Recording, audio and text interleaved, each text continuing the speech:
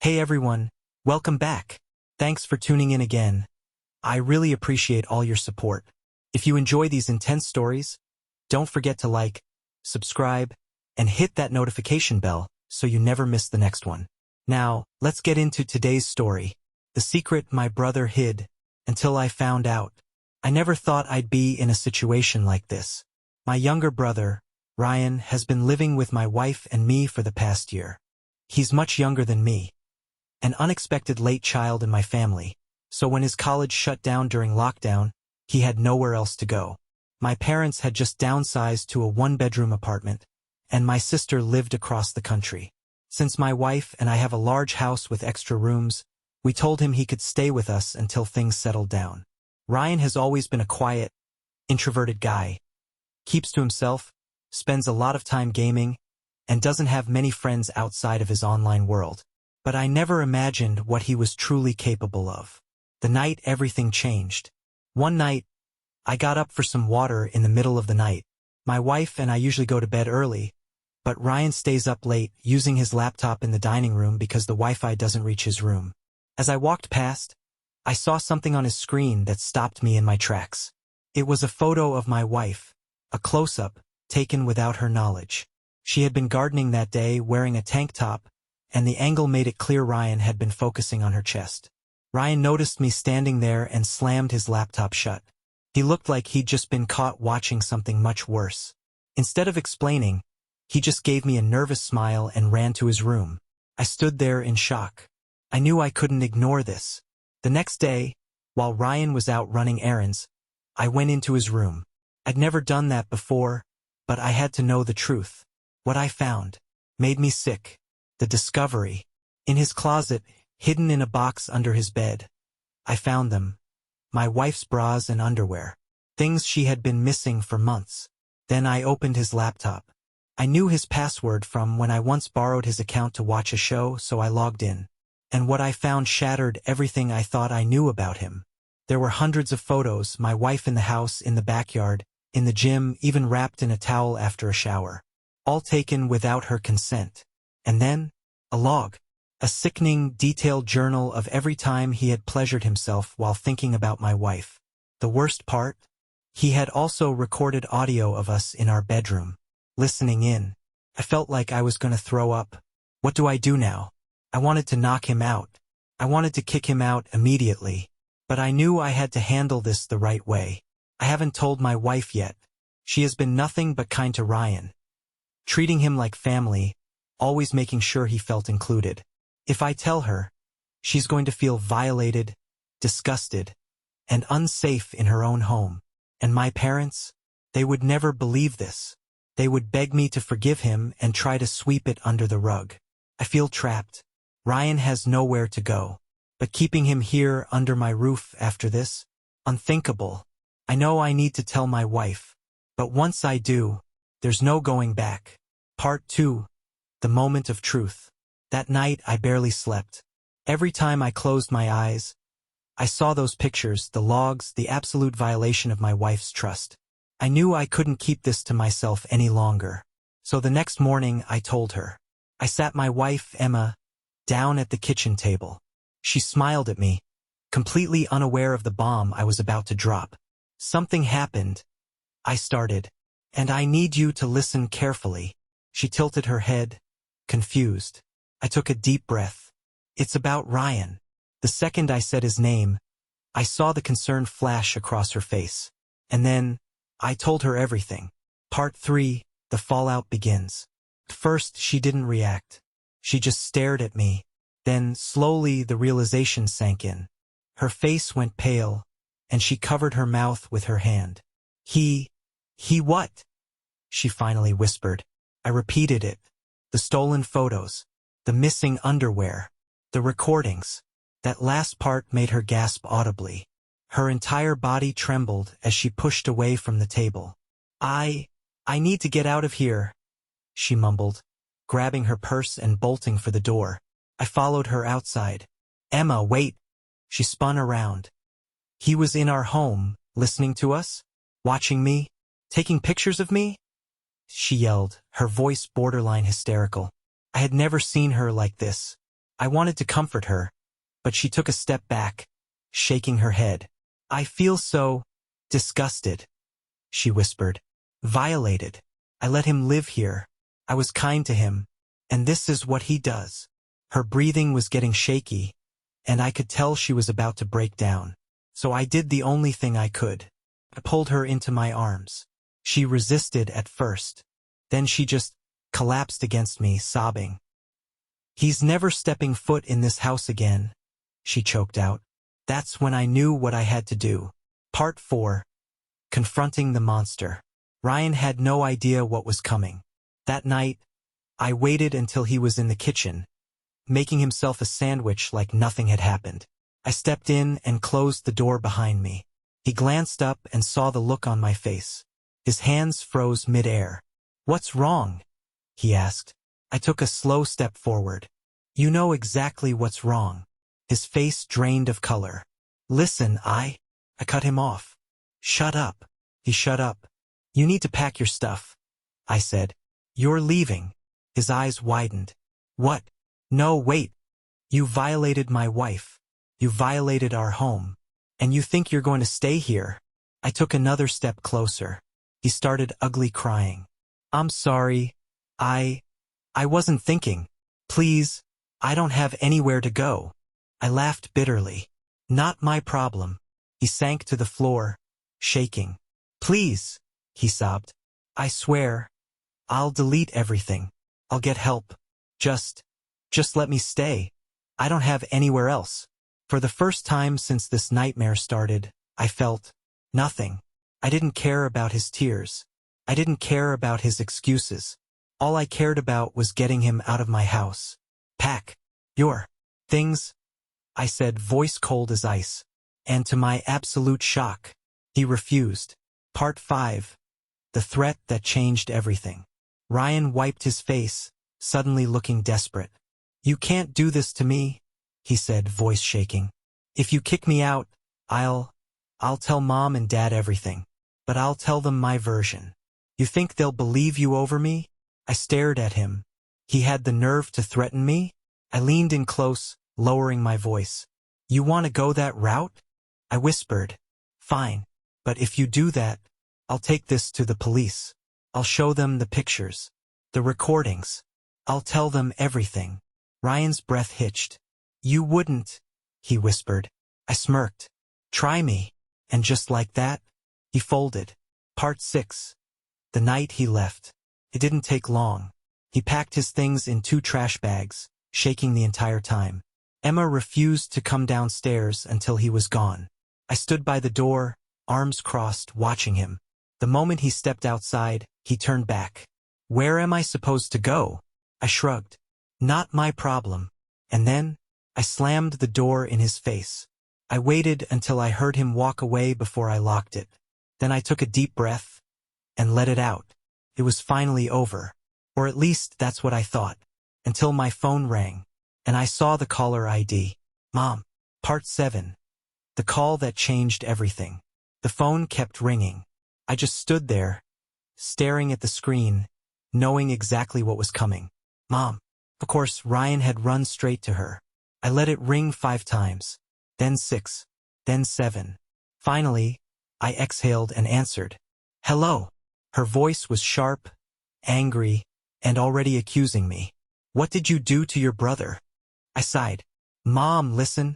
No, you listen, she snapped. Ryan just called me.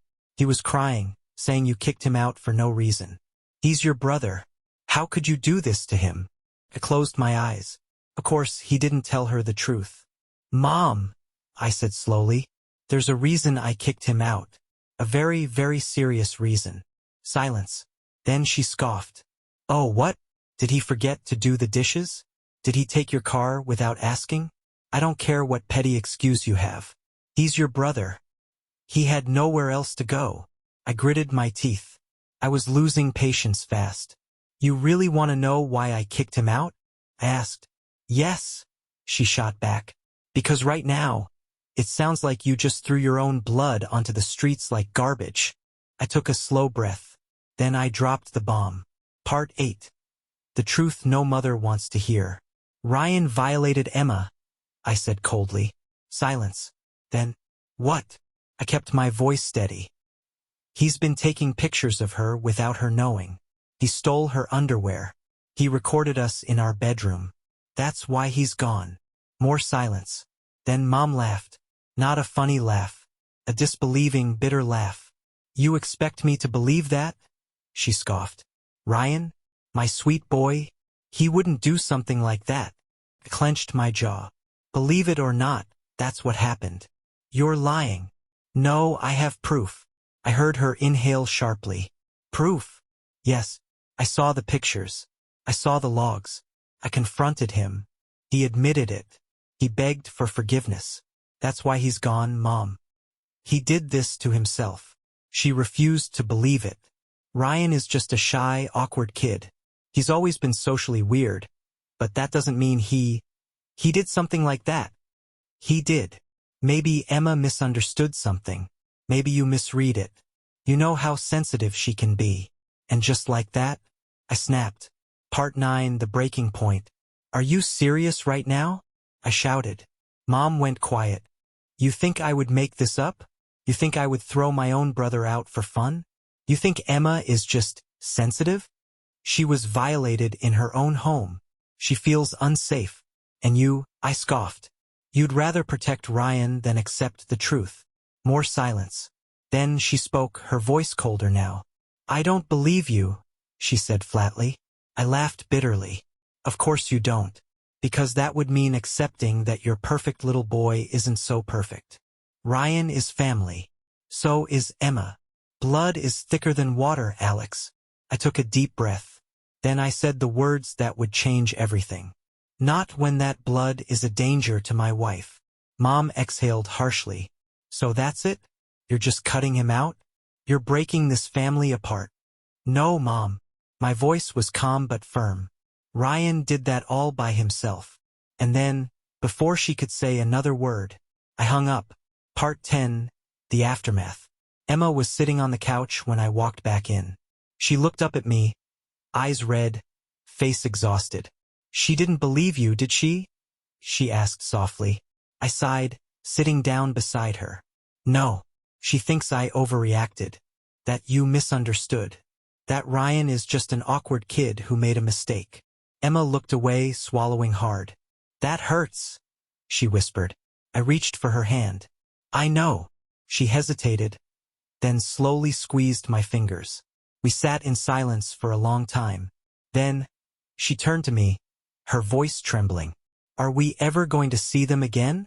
I didn't answer right away, because honestly, I didn't know. Part 11. The unexpected call. A week passed. No word from Ryan. No calls from Mom.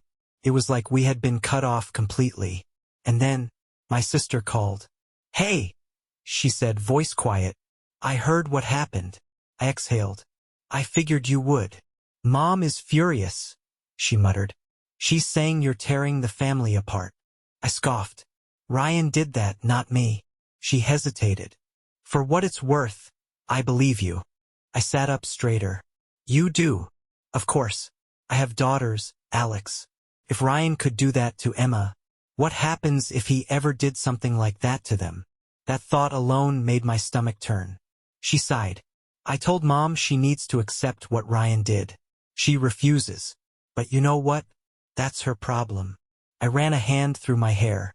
Thank you, I said, meaning it. She hesitated. Alex, listen. I know you and Emma are trying to move forward. But I don't think this is over. I frowned. What do you mean? She sighed. Ryan has nowhere to go. And if Mom keeps defending him, a pause, she might try to bring him back. I felt my entire body tense. Because if there was one thing I knew for sure, Ryan would never be welcome here again. Part 12. The calm before the storm. For a week, everything was silent. No calls. No messages. It was almost like Ryan had never existed. Emma was finally starting to relax. She wasn't jumping at every sound, wasn't checking the locks 3 times before bed. We even started talking about the future again. About kids. A fresh start. But deep down, I knew it wasn't over. because Mom wasn't the type to let things go. And when she finally called again, she wasn't alone. Part 13, the last attempt. My phone buzzed in the middle of the night. I grabbed it, groggy, expecting some spam message. Instead, it was a video call from Mom. That was new. I frowned but answered. And what I saw sent rage coursing through me. Mom was sitting at her kitchen table. And right beside her, Ryan, smiling, like nothing had ever happened. I felt my entire body go rigid. Mom spoke first.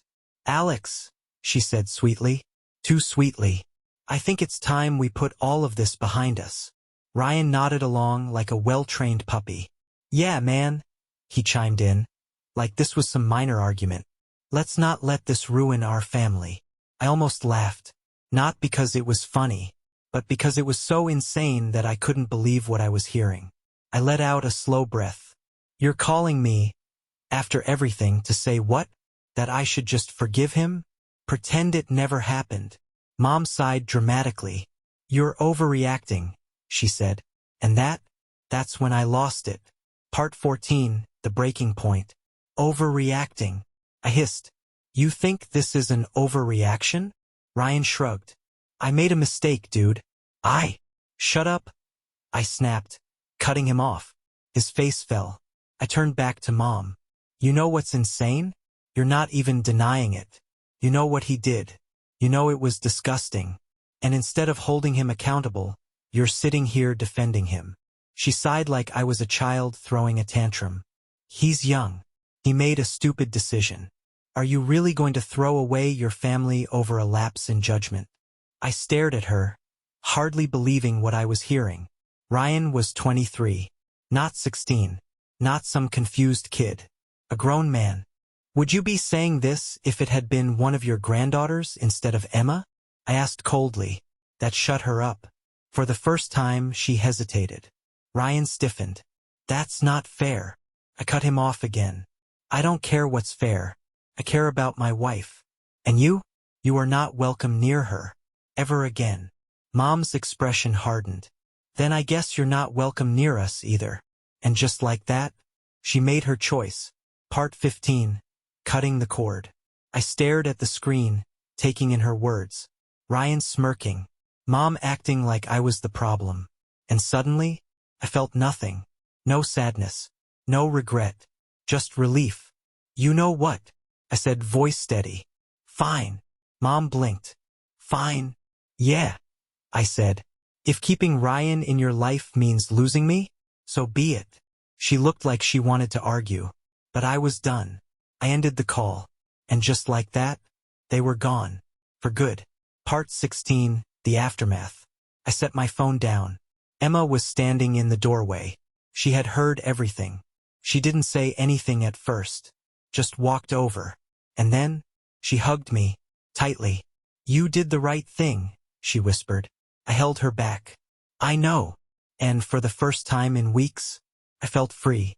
Part 17, the silence before the storm. A month passed. No calls. No messages. It was like Ryan and my mother had vanished from my life. Emma was starting to heal. She wasn't flinching every time she heard a noise. She wasn't double-checking the locks. We were even looking into adoption agencies, finally moving forward with the life we had planned. For the first time in weeks, things felt normal. But deep down, I knew it was just the calm before the storm. Because people like my mother, they don't give up that easily. Part 18, the unexpected visitor. It was a Sunday morning when I heard a knock at the door. Emma was in the kitchen making coffee.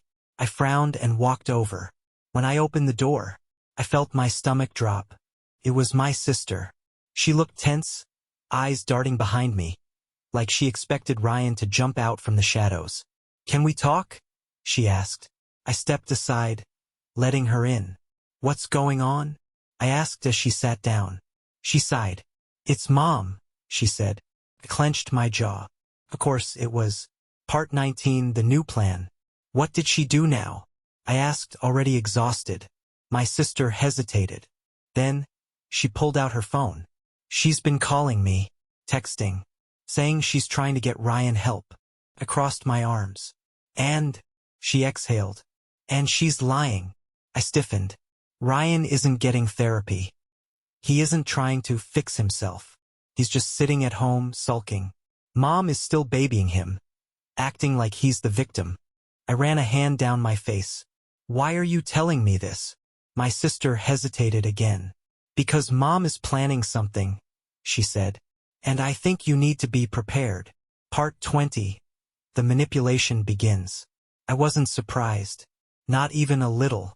She said she's coming to see you, my sister continued. That she's going to make you see reason. I scoffed. And what does seeing reason mean? My sister gave me a look. It means she's going to guilt-trip you. She's going to cry. She's going to beg. She's going to act like you're the bad guy for cutting Ryan off. I clenched my jaw. Well, she's wasting her time. My sister nodded. I figured. But she's desperate, Alex. I wouldn't be surprised if she tries something more extreme. I raised an eyebrow. Like what? She hesitated. Like showing up at Emma's job. I went ice cold. Part 21. Drawing the line. Emma walked into the room then, setting my coffee on the table. What's going on? She asked, glancing between us. I didn't hesitate. I told her everything. That Mom was coming. That she might corner her at work. Emma's hands tightened around her cup. I won't let her get to me, she said quietly. I nodded. But if she tries anything, we're done. No more second chances. No more listening. We cut her off completely. Emma nodded. My sister sighed. Just be ready, she warned. And something about her tone told me this wasn't going to end quietly. Part 22. The ambush.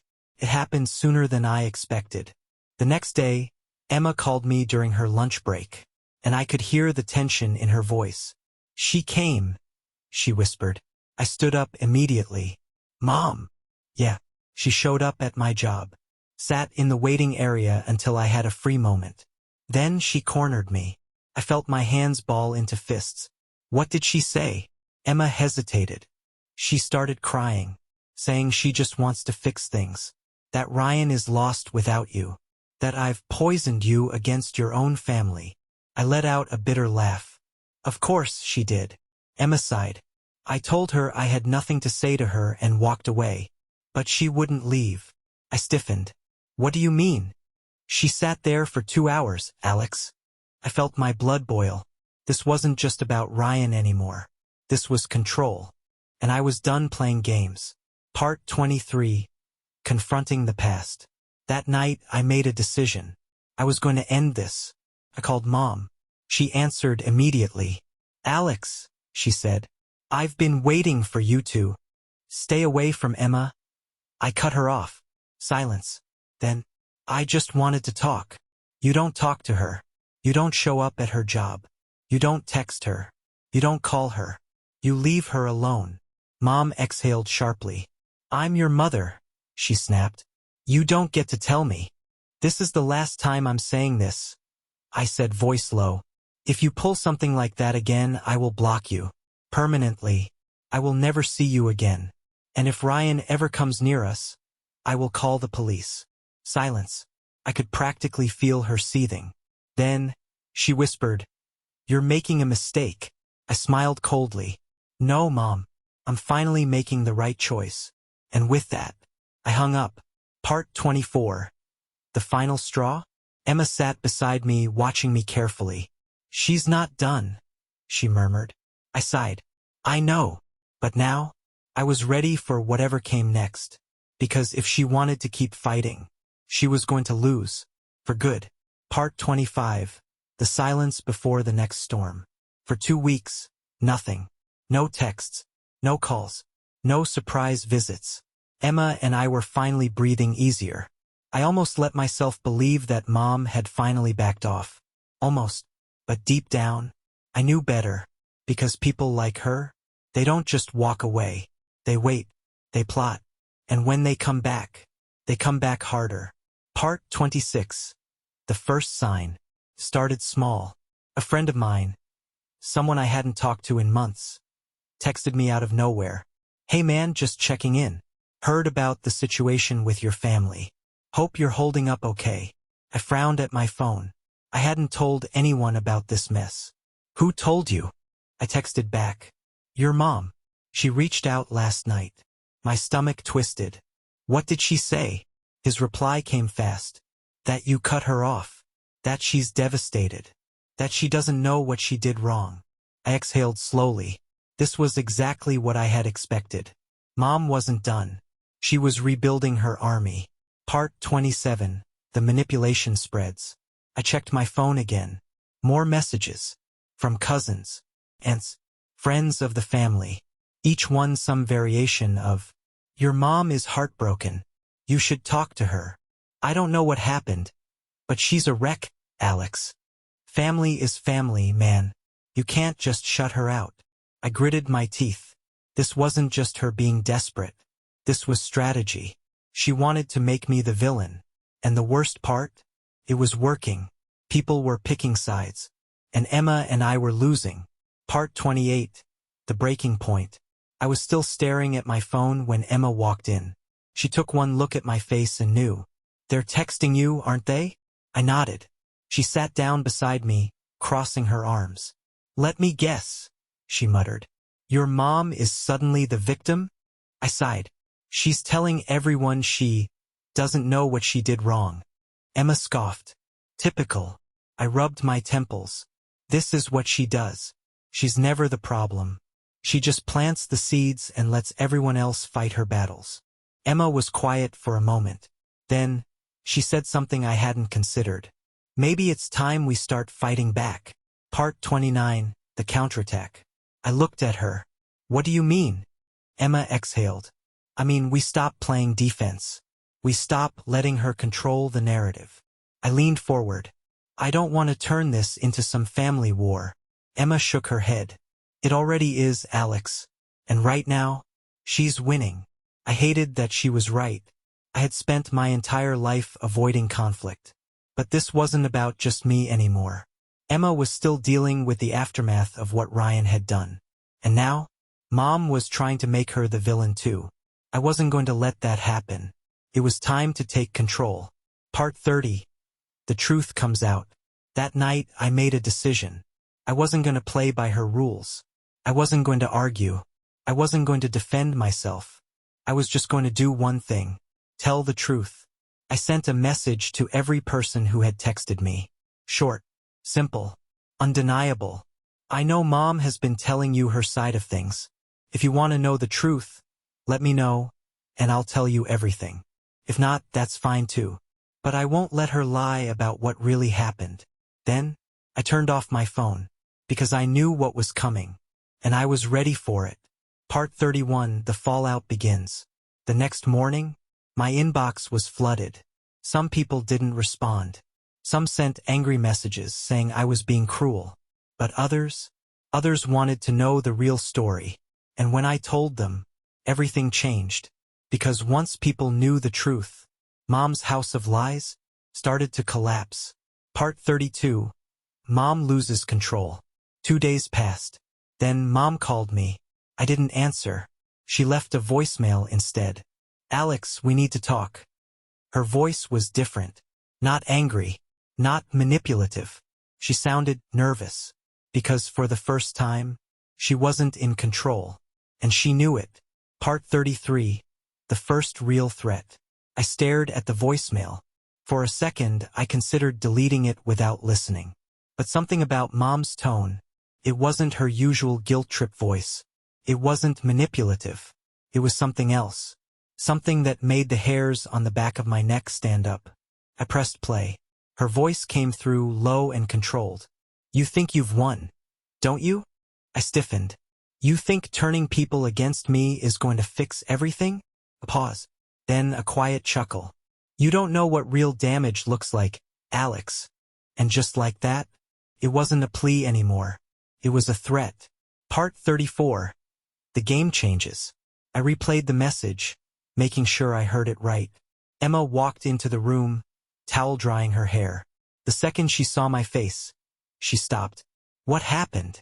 I handed her the phone. She listened. And when she looked back at me, I could see it in her eyes. This wasn't just about Ryan anymore. This wasn't just about guilt and manipulation. Mom was angry, and people like her? They don't lose gracefully. Part 35, the call I wasn't expecting. Before I could even process what was happening, my phone rang again. A different number.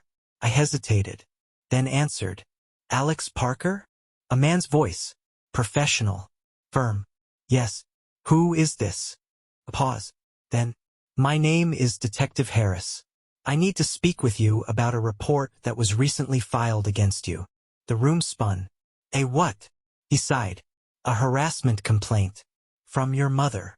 Part 36. A new low. I gripped the phone tighter. Harassment. I repeated. That's insane. The detective sounded tired.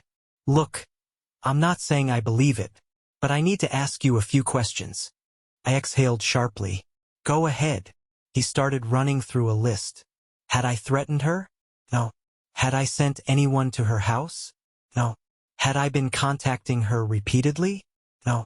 Then, she claims you've been spreading false accusations about her to the family, trying to ruin her reputation. I let out a bitter laugh. She's doing that all by herself. The detective was quiet for a second. Then he sighed. Off the record? I've seen cases like this before. I don't think this is about a real complaint. I think it's about control. I clenched my jaw.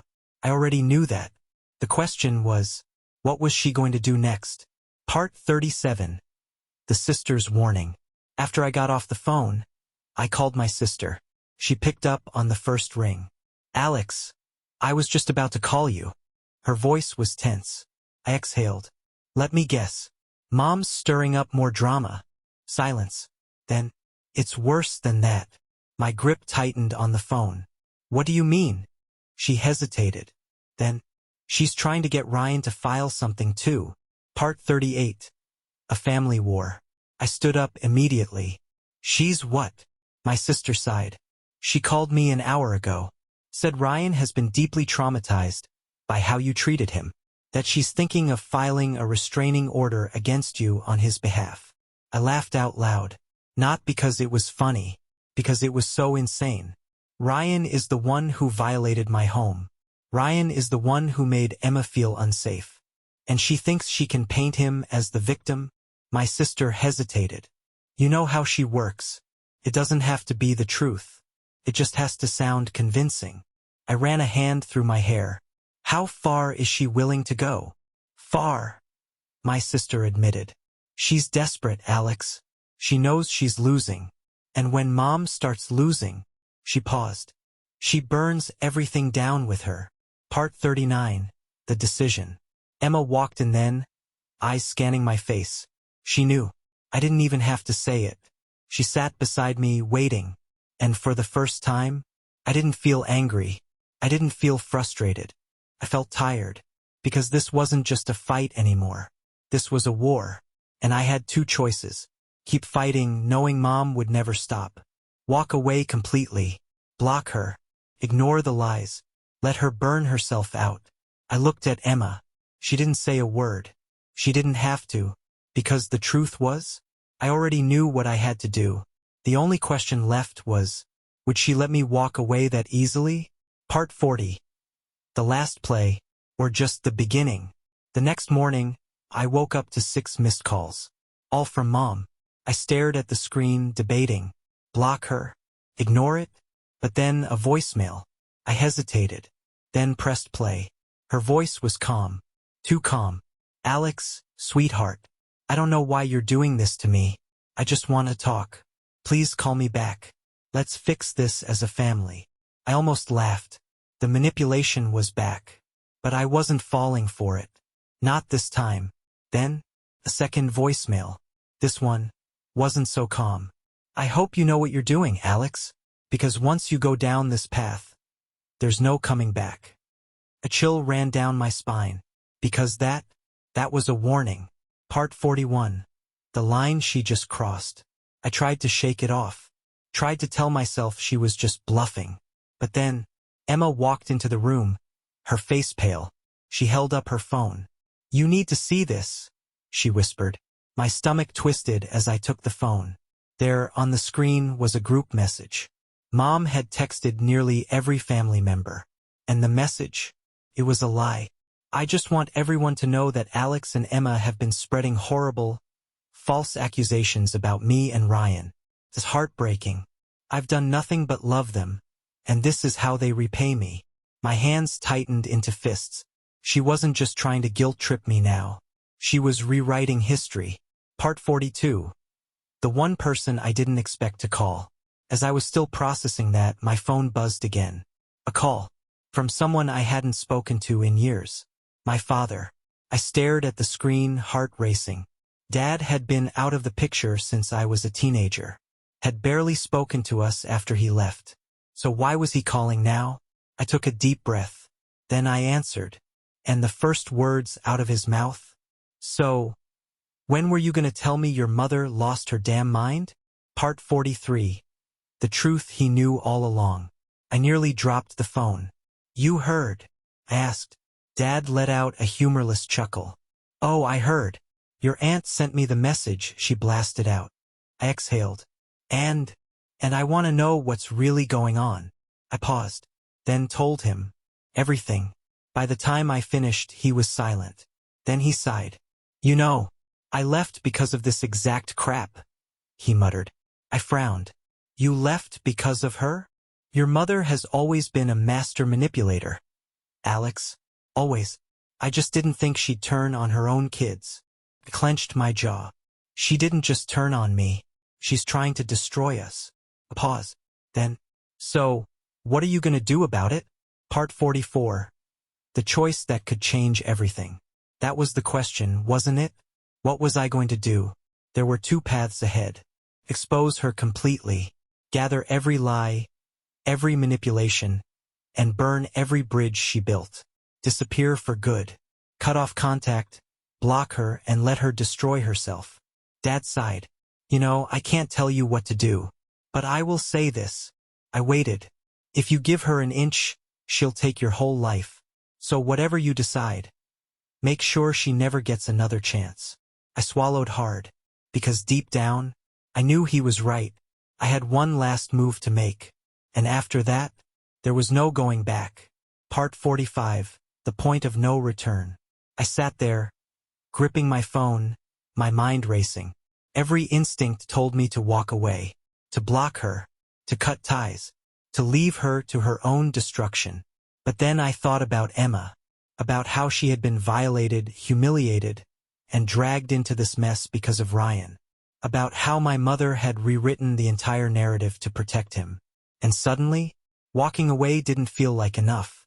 Mom had spent her whole life controlling the story. Maybe it was time I told the real one. I exhaled sharply. Then I picked up my phone. And I made the one call that would change everything. Part 46. The plan. My sister answered on the first ring. Tell me you have a plan, she said, skipping the small talk. I clenched my jaw. I do. Good, she breathed. Because Mom isn't stopping. She called Aunt Lisa and fed her some sob story about you turning violent. I pinched the bridge of my nose. Of course she did. So? My sister pressed. What's the move? I took a deep breath. We go public. Silence. Then, you mean, expose everything? Everything, I confirmed. No more playing defense. No more damage control. We take away her power. My sister exhaled. All right, she said. Let's burn it all down. Part 47. The first shot fired. I started small. A simple post on social media. I kept it calm, factual, and cold. There have been a lot of rumors and lies spread about me and Emma. If anyone wants to know the truth, reach out. I'm done staying silent. I hit send. And then, I waited. I knew what was coming next. And I was ready. Part 48. The reaction. Took 10 minutes. Then my inbox exploded. Some people were angry. Some were confused. But a few wanted to listen. And that was all I needed. I started responding. Sending screenshots, messages, receipts. Letting people see who Mom really was. And the best part?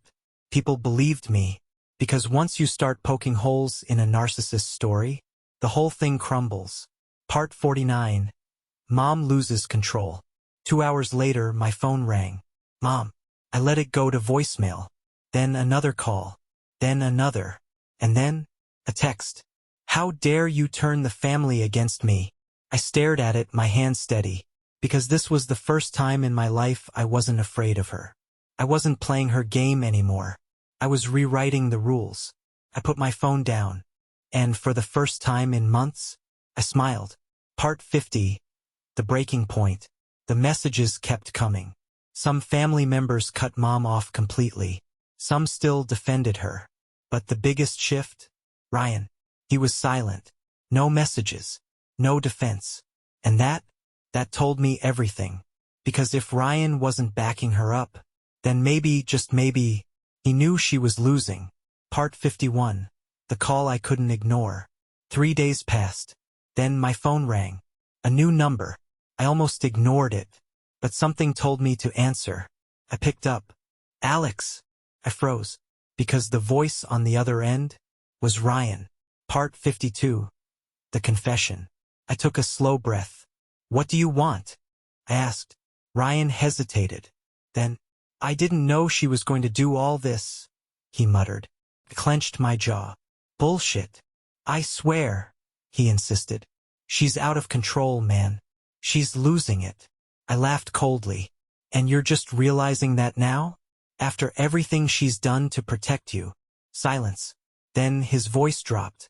She's not protecting me anymore, Alex. My breath caught. What do you mean? Ryan exhaled shakily. She's turning on me too. Part 53. The shift in power. For the first time, Ryan sounded scared. I leaned forward. Explain. He swallowed. She's saying I dragged her into this. That I manipulated her. That I was the one lying to her. I blinked. Wait. You're telling me she's blaming you? Ryan let out a bitter chuckle. You know how she works. The second she realizes she's losing, she finds someone else to blame. I gritted my teeth. And now that she knows I'm not playing her game anymore, she's coming for you. Silence. Then, I think I need your help, Alex. Part 54. The final decision. I leaned back in my chair, gripping the phone, Ryan's words still hanging in the air. I think I need your help, Alex. A few months ago, I might have jumped at the chance. Might have felt sorry for him. But now, I just felt tired. I exhaled. Ryan, you made your choices. I know, he muttered. But she's going to destroy me, just like she tried to destroy you. I stayed silent, because deep down, I knew he was right. Mom wasn't done yet.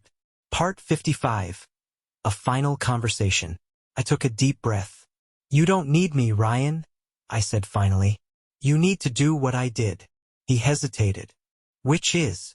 I looked out the window. Walk away. He exhaled sharply.